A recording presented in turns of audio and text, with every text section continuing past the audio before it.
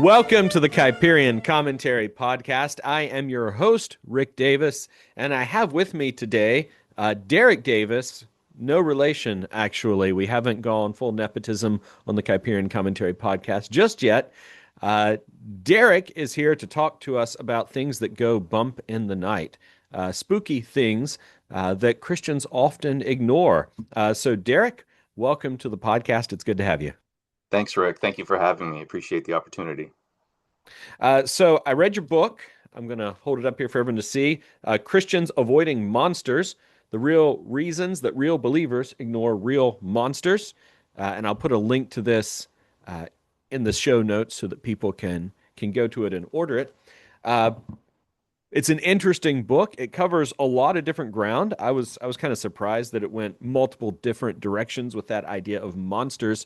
Do you want to start us off just by telling us a little bit about what prompted you to write this particular book? Yeah. So first, the kind of the elephant in the room. It is a somewhat of a critique, right? It is somewhat of an in-house discussion among Christians. So I affirm that that is where this is coming from, but it's coming from a place of a Christian wanting to talk to brothers and sisters in the faith and discuss these things. So sort of an in-house debate. Um, the the book does go many different directions, and I wanted to this book is really about spiritual warfare. It's really about the darkness, our need for Jesus. I believe, understood rightly, it does point back to our need for Jesus, our need for a Savior. Um, at many points in writing this, and you can keep me on track, I'll go down many different rabbit holes, but at many points in writing this, I, I got the impression that we live in a self-imposed black and white world. In the real world is much more vivid and much more colorful in both directions, Right. good and evil. That is what was kept being impressed upon me. So that's kind of the tone that I'm coming at. We do talk about monsters, but this is really about spiritual warfare. And the reason that I did allow it to go so many different directions is because I do feel that it's all part of the same team. So we talk Right. about things in the skies, things in the woods, and what people are seeing and talking about. But then at the end of the book, I talk about a very difficult topic about ritualistic abuse and Satanism and cult activity. And some people might say, okay, one or the other. Why both of these in the same book? And I'm doing that because it is part of the same source, and that's what I'm trying to lay out. And I realize that I wouldn't say it's scattergun, but the book is throwing out a bunch of things for people to follow up on their own Right. and look into. So yeah, those are some opening remarks, I guess. Yeah, and it very much feels also like a place to wade in at the shallow end if you want to learn more about those sorts of things, kind of expose people to them who haven't talked about them or thought about them before. And you're writing very, not exclusively, but it's clear you're writing for a reformed audience. Um, I think there are some people who would already say, well, yeah, of course I believe everything in this book, and I have no problem with that. But you're targeting, I think, a very particular demographic that might not think about these kinds of issues very often or very clearly. Um, am I right in saying that? Is there a particular bent in the reformed world today that's against thinking about monsters, demonic activity, satanic abuses, and things of that nature? I mean, that's an excellent question, and we can do the entire rest of the episode just on that one question. As far as who I had in mind, I did want to try to cast a wide net for the church, for evangelicals. I did want to do that, but of course, here I am. I'm sitting in a certain place, and so um, some of my finer points and some of my most heartfelt, um, some of the things that are coming from my heart the deepest is from my closest brethren. Yeah, so I'm in that reformed world, and so Um, but I don't think that there is that much difference.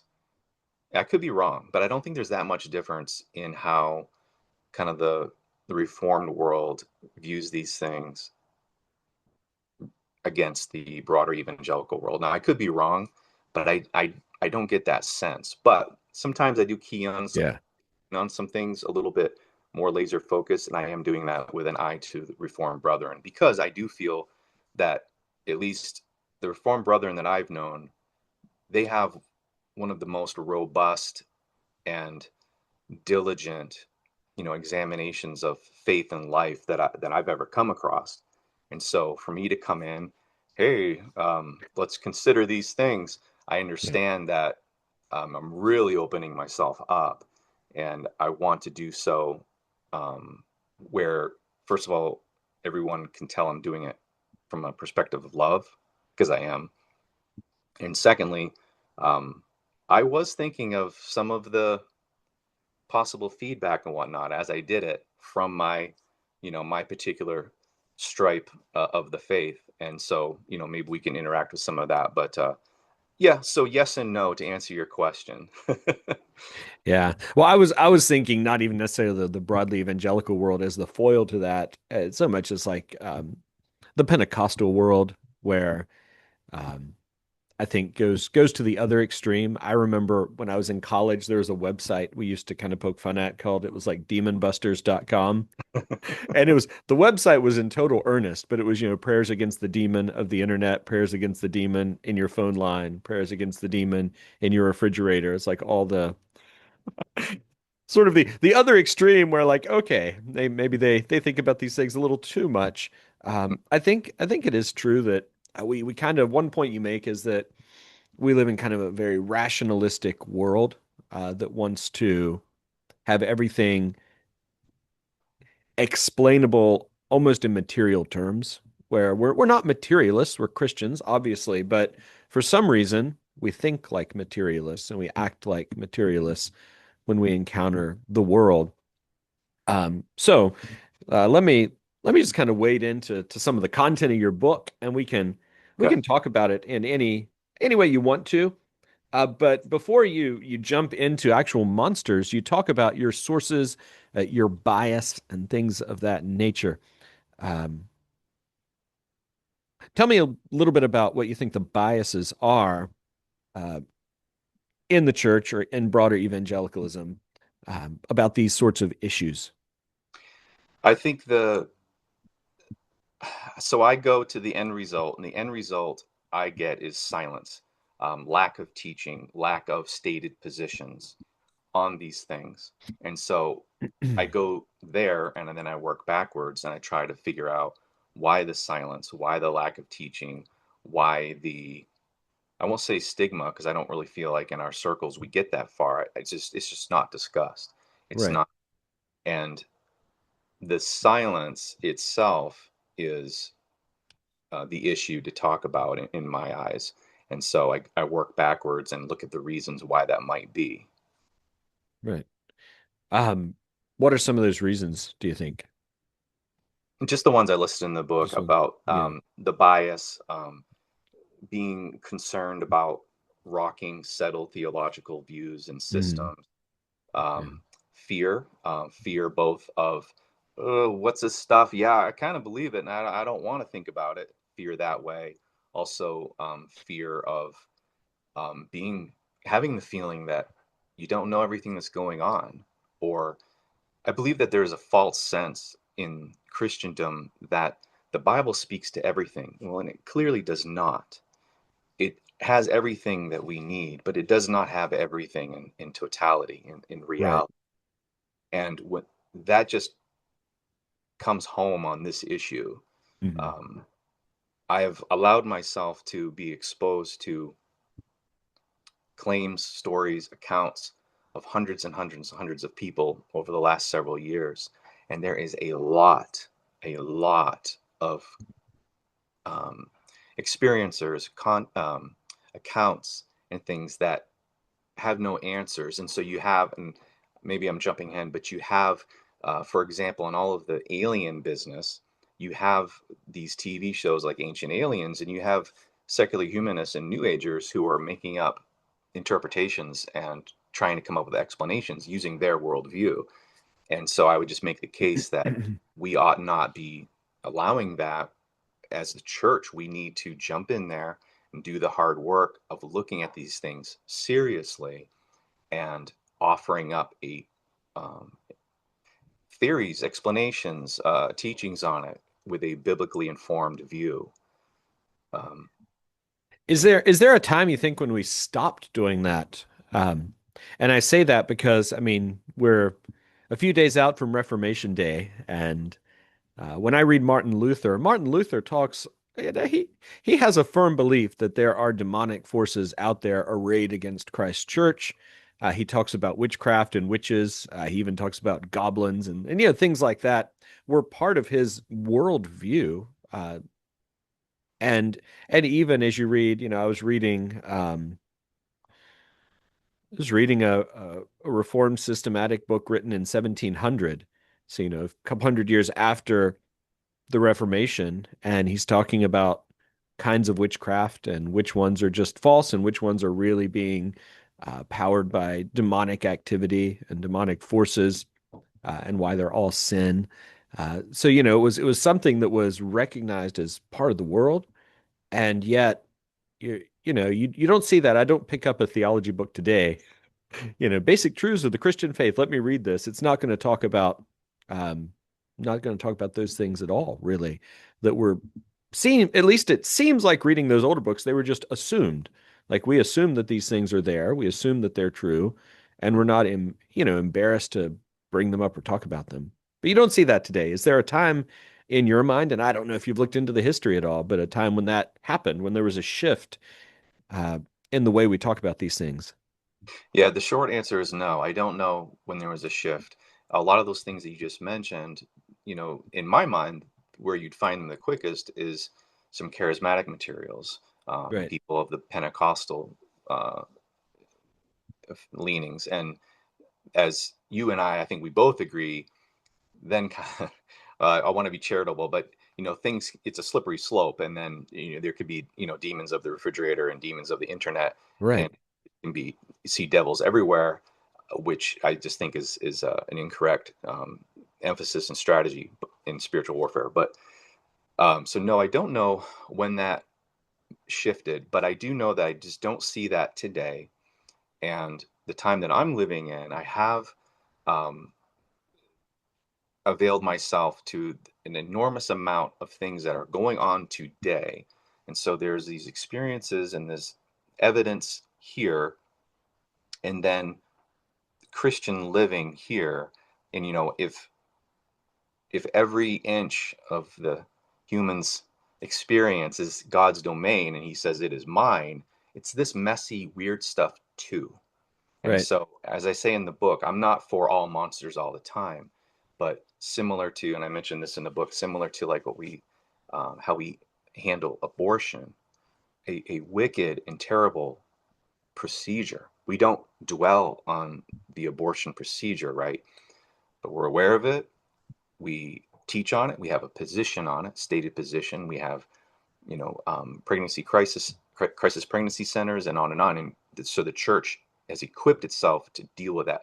And I feel like the same thing should be for monsters. And I know that's broad, but I think we need to be getting in there, get our hands dirty, make some positions, and really educate ourselves on law. Because I don't think, I mean, I want to say I know, but we don't understand what's going on. And if I could just right here, I would say this book is only one part of what I feel is a two-part situation. One is there are things happening.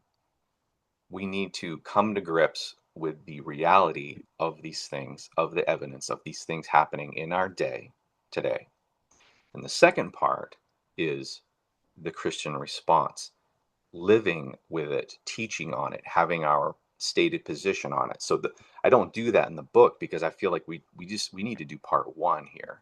Right. And so that's what I'm trying to do with the book. But you almost could do a second book called Implications, Right. because the things that I'm saying in this book have enormous implications. And that's where the church needs to get to work. But we won't do that if we're still snoozing on these subjects. So is there a part two in the future here? We've got Christians avoiding monsters, and maybe we'll see Christians confronting monsters as the natural conclusion to that.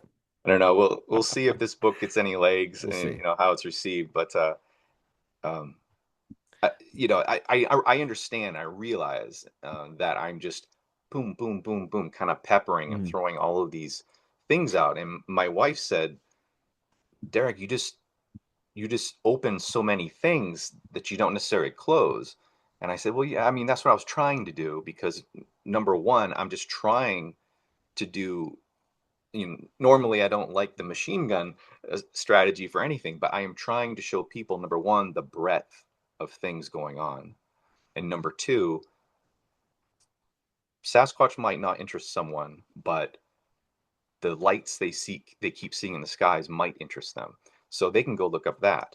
And someone else had seen something bipedal in the woods and it wrecked them. Maybe they'll want to look into that. Whereas this person over here, they have cult activity that's happened for generations in their family. And so, that is, they're sensitive to that and they look into that. So I'm trying to bring that broad spectrum of all of these things that I want the church to kind of get up to speed on and have these positions on, or start to do the hard work of um, tackling them. Great. Well, why don't we push the conversation forward in some of those directions then?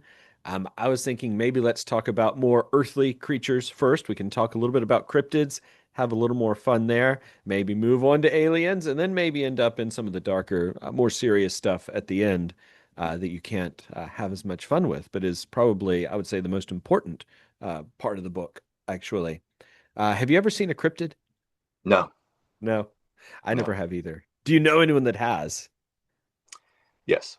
Because I've talked to a few people in my life who have definitely seen things. One of them in a position that he would know if it was an animal or not, and it wasn't an animal, and Mm, he was in a part of the woods he was very familiar with, mm, and what he saw just can't be explained. And I believe him 100% because it's a person that I would have no reason to doubt.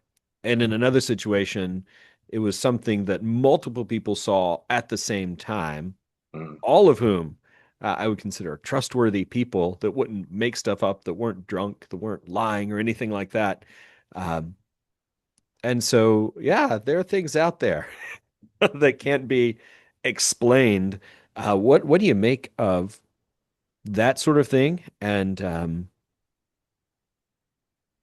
I guess two questions. What do you make of the cryptid phenomena out there? And why do you think no one has found Bigfoot yet? Lots of sightings, lots of film crews going out, no luck so far.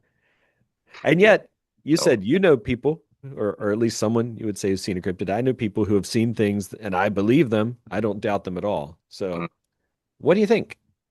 Yeah, you know, so you started out by saying, having some fun with it, and I don't mean to jump on that, but my contention is, if you follow this, it's actually not so fun. It's not so lighthearted, because I do believe there's a lot more going on than an undiscovered bipedal primate. Okay. And I believe that based upon the eyewitness testimonies and well, the eyewitness testimonies, the sheer fact that we don't have a specimen on the back of somebody's truck in a Walmart parking lot, and number three, compelling accounts of cover up by authorities. So, for these reasons, um, I say they're absolutely real, and there's something very, very strange about them. So, I do not believe they're a natural animal. That's my personal opinion. And um, some of the characteristics that have been described by hundreds of witnesses demonstrate some other, dare I say, paranormal characteristics. And so but stop. When someone like myself says something like that, I I don't want to put words in people's mouths, but I feel that many Bible believing, conscientious, well-meaning Christians would say, "Hold on, time out, because where's this going?" Okay, so they're demons. Well, I just want us to slow down and just look at evidence first. Like, let's just listen to people. Let's believe people. What are they saying? What are many people saying over and over and over and over that don't know each other in different parts of the country, different parts of the world? So let's just look at the evidence first, because see, that's what I'm saying, that a lot of people jump ahead and they have major objections. Well, hold on, because they're not in my Bible, so I don't know. Either they don't exist or it's just demons. And number one, I don't think that that's a very robust investigation of the matter. But first of all, I just want people to listen and consider what is being said. So, as far as you and I both know people that have seen things, it's fascinating. There are thousands more. Almost every culture has stories, similar stories on nearly every continent. These are witnessed in every state in the United States of America, with the exception of Hawaii. Um, they can be seen in family units. They can be seen eating animals, breaking open trees for even ants and things like that, so that we have a natural physical creature. And then there's other accounts where people say that they do the predator thing and do the shimmery camouflage, or uh, trackers tracking them in the snow, and the footprints suddenly stop. And that's it. Not a jump in any direction, not wind. It just stops. So, and I could go on and on, but there are strange things that are attached to these creatures, which is a big reason why it leads me to believe that there's a supernatural element. Um, and I'm sorry, I forgot the original second part of the question. You answered it actually, because Yeah. the second part of the question was why hasn't someone found Bigfoot yet, with all of the camera crews that go out looking for him, or trying to find the Sasquatch. Hmm. Um, yeah, so it's almost like you can't make a taxonomy of things you can't observe, Right. but it seems like there's more than one kind of thing out there, and they're Hmm. not all the same kind of thing. Hmm. Um, Yes. and even having that binary division of demons or not demons, right? Demons are just some animal. Uh, there could be more to the world than that we don't know about. And again, as you said before, the Bible doesn't exhaustively tell us everything. The Bible tells us very little about demons when you actually pick it apart. Um, Probably because that's not what the Bible's trying to teach us about, right? That's not the front and center main thing. So I agree. There are things um, out there that we don't know about, and that may even transcend the neat categories that we already have. Um, the thing that intrigues me the most is in that particular regard is UFOs and aliens, because you've got these things, so many sightings, and to some extent, you can't say every single person who's claimed to see something is either lying or crazy. If it were just a few people, maybe you could say that. Uh, but there are a lot more than a few people. Hmm. Uh, what do you make personally of lights in the sky, UFOs, alien encounters, which seem to be a little bit different from Bigfoot, Mothman, Wendigo, whatever, more physical creatures you would see? What do you make of that? And I want to just hear your take on the fact that the government has even recently been allowing or declassifying talk about these unidentified aerial phenomena, uh, which previously it seems like they were pretty tight-lipped about, but lately it seems like you're hearing about it in the news. Uh, and interestingly, I'm sorry, I'm talking too much. I want you to No, no, talk, but go ahead. I'm loading a bunch of stuff up for you to talk about here, because I grew up watching the X-Files in the '90s, and it was I think if someone back then, if the government said, "Yeah, we've seen some weird stuff out there that we can't explain," I think that would have exploded. I think that would have been the news story of the decade.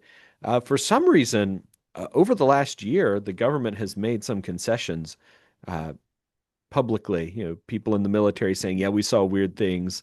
We can't explain it. Doesn't look like a enemy plane or anything like that." And it seems like it's all kind of just vanished away into the ether. You would think, man, that's an interesting news story. Oh, we're going to put it on the back page. We're going to talk about something else instead. So I gave you a lot of stuff there, but what do you make of aliens, UFOs? What do you make of the fact that the government's been talking about this sort of stuff lately, and that no one seems to be really paying attention or caring? There's a Mm, lot of stuff to talk about. mm. I mean, it's beyond a lot to talk about, Rick. I mean, I see that we've already almost done a half hour. I mean, Oh, I've got time. I s- I said in the book, I'm telling you, we don't have enough time for this. No. I said in the book, I kind of made, excuse me, I kind of made a joke, uh, kind of disparagingly. I said, okay, a book about monsters that doesn't talk about aliens would be strangely discriminatory. Right. So, making the joke like, oh, okay, all right, we'll say something about aliens. And the reason I treat it that way is just for the reason that you just said, that there's all of this stuff going on that seems to be, I mean, the videos are getting uh, better and better. They're more prolific. There's just more of it. We have the whistleblowers going before Congress of the United States of America, and yet life goes on, and Yeah. most people's lives don't change. So, what's going on here? If I jump to the end and just say everything that I think about this phenomenon, I don't think that it's as valuable as if I have time to build my case and explain why. So I'm hesitant to just jump to the end. Um, I will gladly say I don't think that they are purely physical creatures from another planet. Mhm. Um, the idea of Martians or Zeta Reticuli or even the dark side of the moon, anything like that. I just don't think that we're dealing with that. I don't think that that's what's in scope here at all. So I'll give that away. Um, I think that there's a lot in play with other dimensions. See, and this is where we get into what words do we use, because we can talk about the spiritual realm, we can talk about the veil, and we can talk about dimensions, and then scientists have a lot to say about the quantum fields and the rules of the quantum universe. And so, depending on what kind of words we use, we're signaling different things to different people, and that's unfortunate because I, I I can't control, all the different people that are hearing what I say Right. and what their import is of a word that I use. Um, but I will, in general, I will say that after researching this a lot, there are entities that seem to come and go from our realm to another.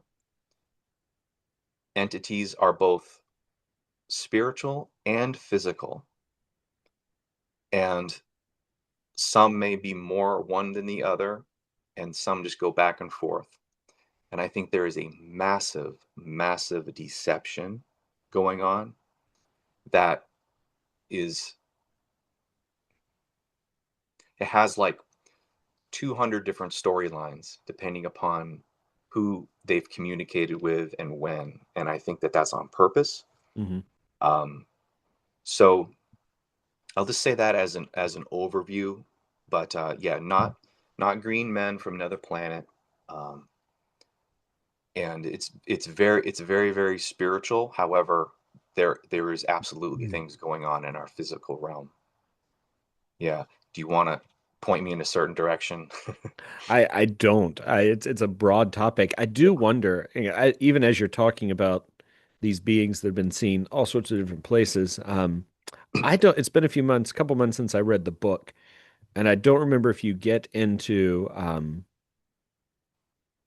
drug use and drug visions and things like that. Is that something you mentioned in the book? I did. Okay, because one thing that absolutely blew my mind a few years ago, that some guy on Twitter um, who posts lots of esoteric stuff, he had an entire long thread of people documenting their experiences with what do you call them? Not hallucinogens, but Not maybe halluc- what? not hallucinogens. Maybe it is hallucinogens. I don't know the right terminology for it, but various kinds of drugs, and the things they saw, and it really disturbing stuff. Mm, But even amidst there, so many things that seem like, oh, this is sort of classical imagery of demons, and at least one account from a guy who grew up in a non-Christian culture who had never seen a Christian depiction of demons before, and he took it wasn't LSD, it was something else, but uh, he took a drug, tripped out, saw a being talking to him and telling him things, and when he described it, it's exactly the classic depiction of sort of the goat-headed Baphomet creature. mm, Which, I mean, just reading that thread sort of blew me away. The mm. idea that maybe there's more going on here than just your brain is tripping out on drugs. There's some connection there beyond that. I couldn't remember if you mentioned it in your book, but it seemed connected to what you were saying there about Yeah. alien encounters. Yes, absolutely. I did touch on that in the book, in the chapter People, Places, and Things. Mm. I think under things, I talked about I talked particularly about a drug called DMT. That's it. That's Okay. exactly what I was thinking of. Okay. Okay. Yeah, I thought maybe so. When you listen, Rick, to these people tell these stories, it is it is far, far beyond one's own consciousness, constructing things and then coincidentally a few other people. No, it's way beyond that. It's these people are all meeting very similar beings, assorted, but not legion, kind of the same six or seven type things. Right. And they're they're telling them things that later become true.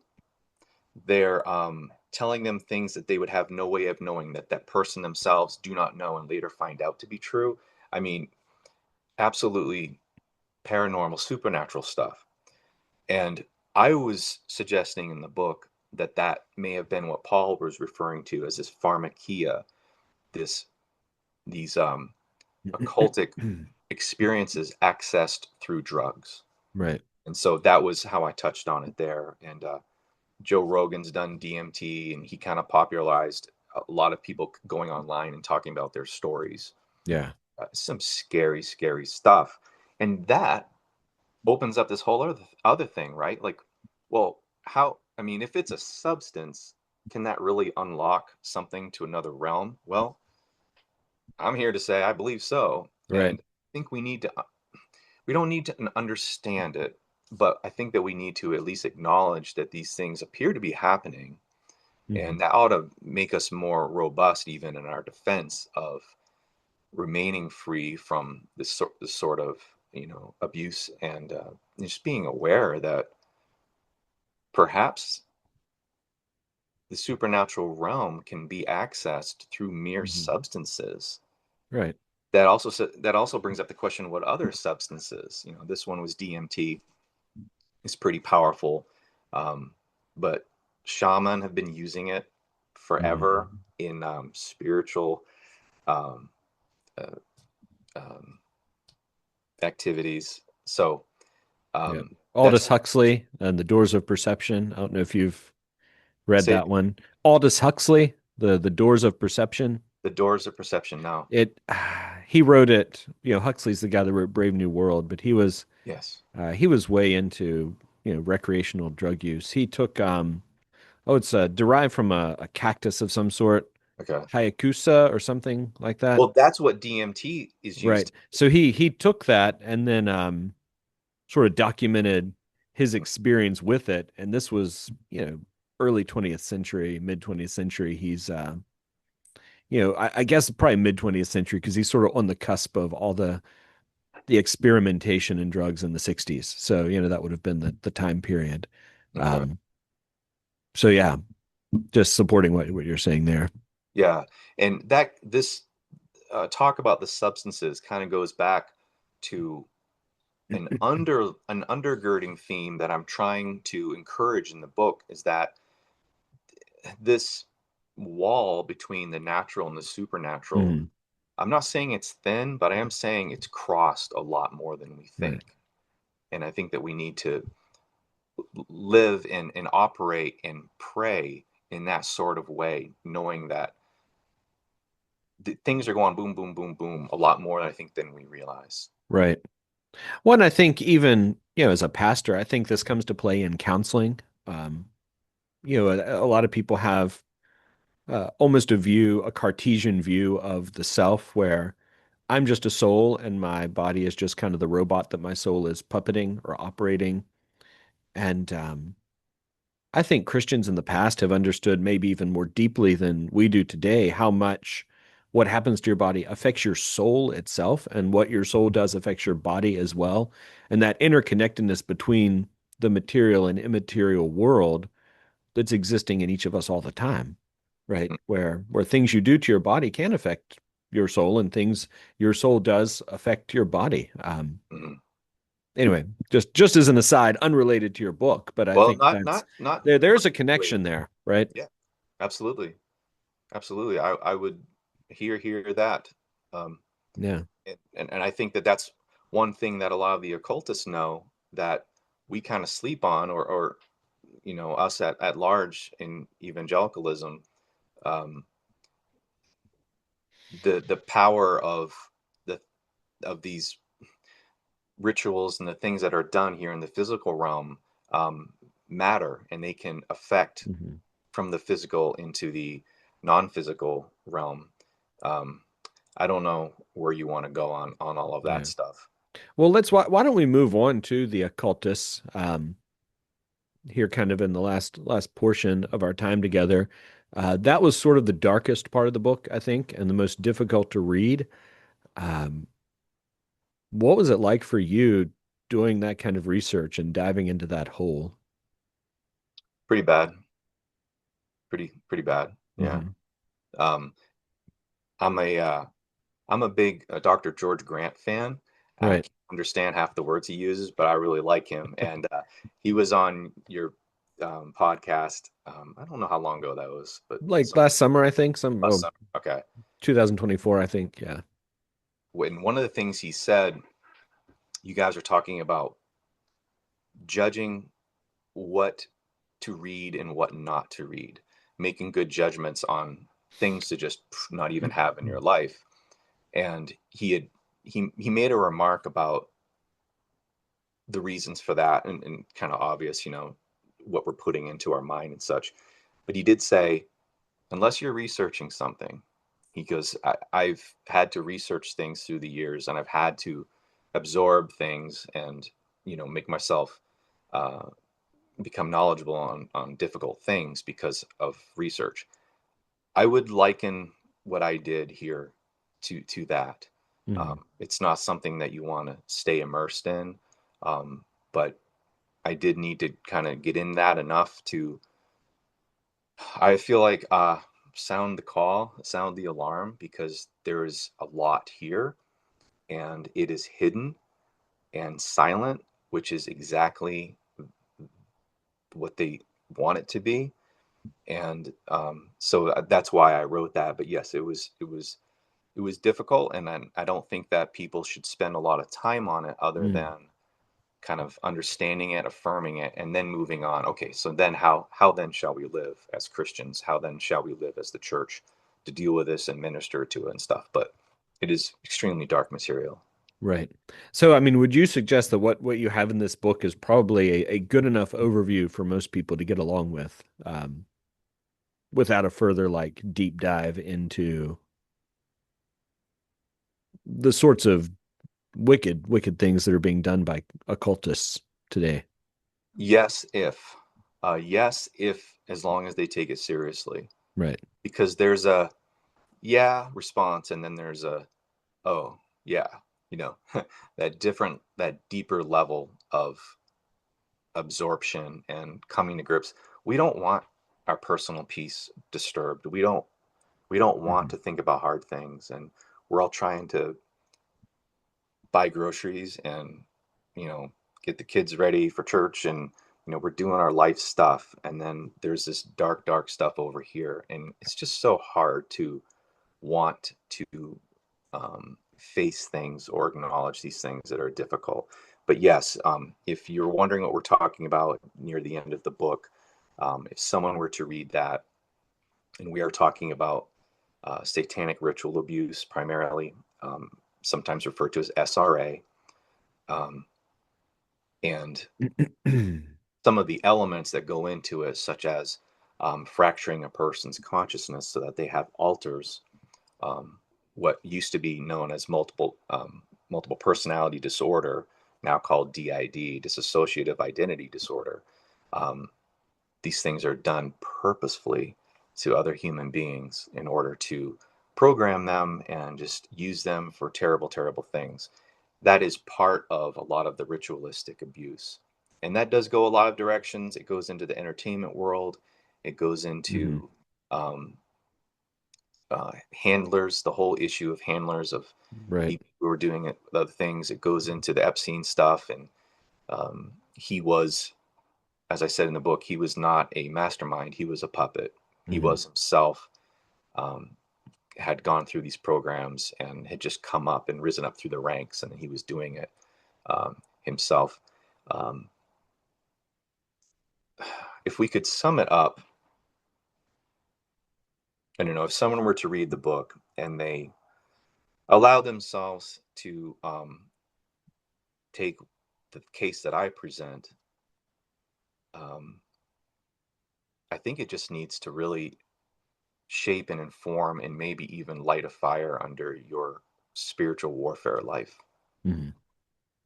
because there is just massive um, dark things going on, and dark to our brothers and sisters, neighbors, children all over the planet.